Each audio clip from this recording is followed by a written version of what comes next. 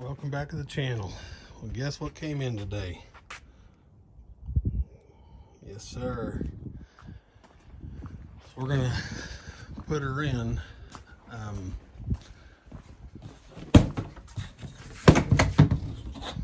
Where it goes. Now this is on mine. It's right behind that panel right there. Now I'm going to bring y'all back after I get all that out. I have a tripod. I'm gonna try to use it, but I can't promise anything. One of the main things that you're gonna want to remember is this is electricity. You don't want to short anything out. I'm gonna put this by my batteries, so if I ever sell the camper, they'll know that it can use, or you can charge either lithium or acid. But want to disconnect everything, and if your camper is like mine and has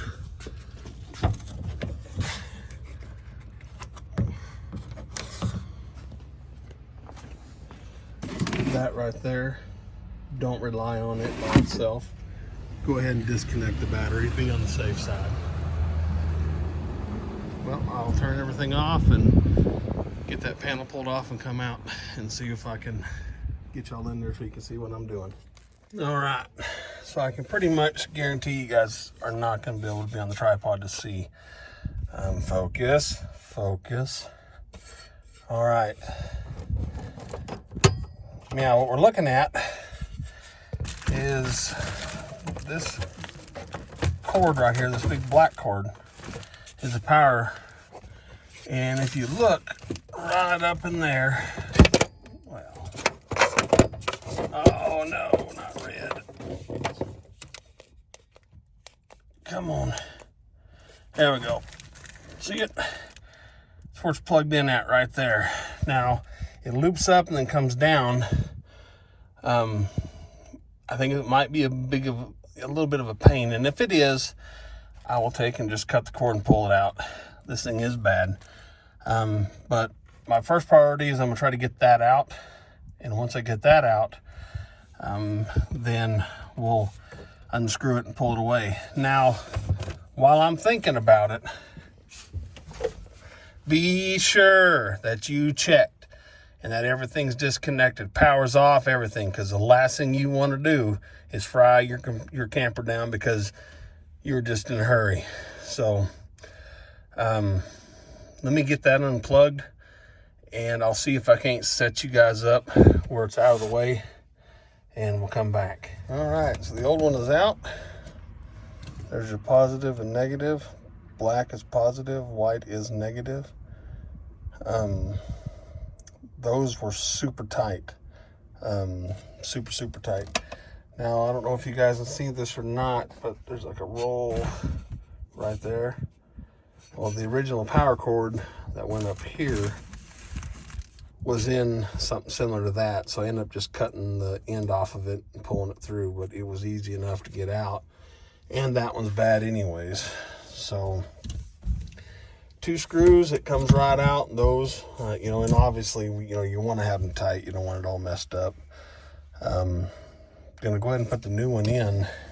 I just don't think there's a spot that I can put y'all that you won't be in my way and that you'll be able to see.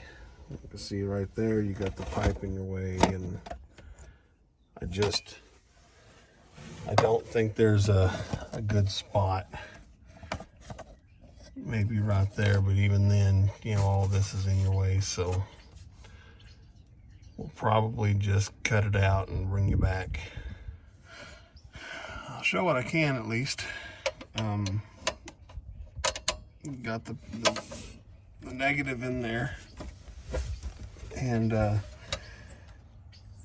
just remember, you're going to want to have this thing's super tight. How tight, I don't know, and I mean, honestly, I don't want to get into a really debate over it. I just know that I had to use basically the way it's sitting right now, the Allen wrench, and my pliers to break the other one off to get it to come loose. So I don't know how tight that is, but I would assume that the manufacturer would tighten it that tight for a reason. So far, in all honesty, this hasn't been that bad of a job. Do I recommend, would I recommend somebody doing it themselves? Yes, it wasn't that bad. The hardest thing was cutting the cable with just a regular pair of pliers for the old power cord with just a pair of pliers. But the rest of this, well, it hasn't been that hard at all. Hopefully I didn't just jinx myself there by saying that, but make sure that's in there all the way. And I don't know what your guys' is going to be like. I can only tell you what mine was like. This one was actually, they were tight when when they arrived, and so it took a little bit to break them loose too. So, obviously you want to keep them as tight as you can. Last thing you want is this thing having to pop out or popping out while you're going down the road and arcing and everything else. I don't want that to happen to me. I hope that doesn't happen to me. So my plans are to get it as tight as I can. I wish I was able to show the other one. The issue it was having is it was charging. It would charge. And I'm just going to use numbers, so don't quote my numbers. I'm just going to say, let's say it was charging at 13.4 or 13.7 even. So whenever you would put a load or demand on the batteries, say 14.1 or 14.2, it wouldn't go any higher than what it was charging. So these are supposed to detect how much load you're pulling on them, and they'll put out more amperage. My old one would not do that. So if you let it sit with just, say, the refrigerator on, because it runs off regular electricity, but it also runs off the battery. I'm not sure what part of it runs off the battery, but it does run off both. It would slowly charge the batteries back up to full charge. But if you put a demand on it, it was not going to do it. It didn't want it. It wouldn't charge it. So in the morning, when you woke up after running the heater all night, it wasn't working. That one's tight. For some reason here it doesn't feel like it's getting any tighter. Let's try to get one more good out of it. There we go. I did some German on it. It's good and tight. So now remember how everything goes, all these wires and all that. Careful with that, you don't want to tear it. In my camper, you would lose the ability to heat your bedroom.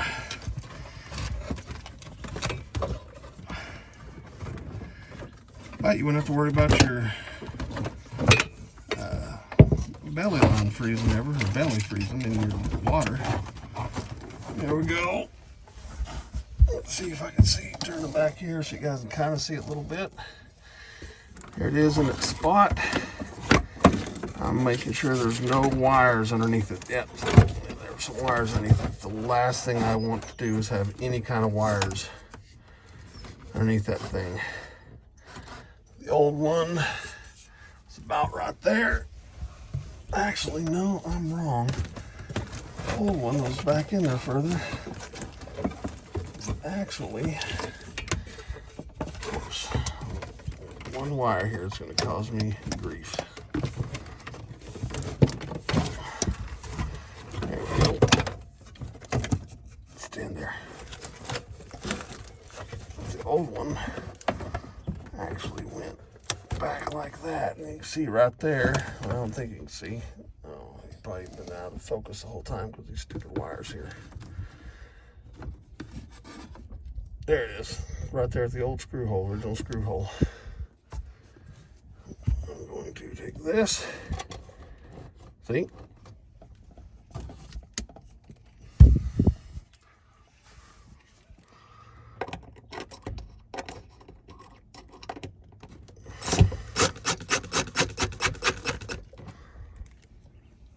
One down.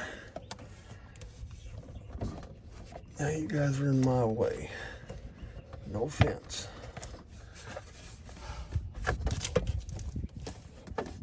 Well, I thought they were the same ones, so you figured they'd both line up in the same spot. Well, it's not looking like that. Oh, well, maybe it is.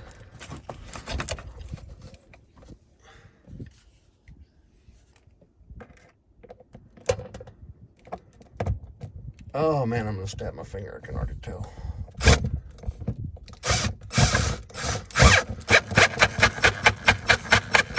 Look at that, I didn't, I lied. All right, meow. So now we got it all hooked up. Well, not all hooked up, but got the main wires hooked up here.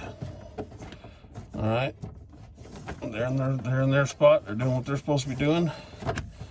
Going in there. Last thing we got to do, of course, I want to make sure I get this stuff so it's not, put the panel back on there. Oh, you stand up. Now, we got this.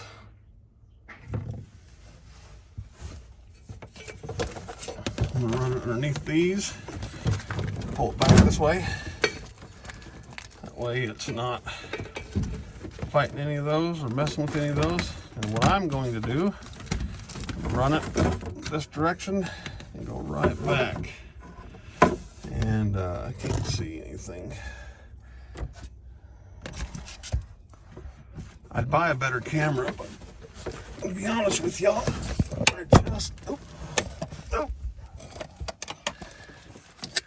I just don't want to spend money on a camera for a channel that probably will never go anywhere other than what little bit I have on here now. Owning a camper is fun, it's cool, it's great, I enjoy it. I enjoy working on it actually. And it is like, it's like having a boat. Bust out another 1,000. You never really run out of things. I'm sure you get a brand new one. Probably wouldn't be that bad. I wouldn't have as many little things to fix on it, but they all have something to do. Well, I'm right there. I don't know why. Guess I ain't holding my tongue right. Come on now. There's the hole. There we go. So, there it is plugged in. There's the wires. My main thing is I want to make sure that nothing's touching. Sure wish I quit doing that. Everything's back to where it was, the way it was. So, we're done. I think what I might go ahead and do is, no, she's good. Checking the wires again. It's plugged in. It's not rubbing on anything. Worst case scenario, I could take this and kind of push it up in there like that. It ain't gonna hurt anything. Doesn't really matter. But probably need to zip tie those up somewhere. But as of right now, we are done. Now I just got to turn everything back on and put this panel back on, which I think you guys need to see, but this is it. One last thing. I'm not against people using RV repair shops to fix their stuff. Not at all. If you feel that's the best course for you, then do it. What I just did, and you guys saw how hard it was, not bad at all, would have costed me $250 plus the price of that. So I just saved $250 for about 20 minutes of my life.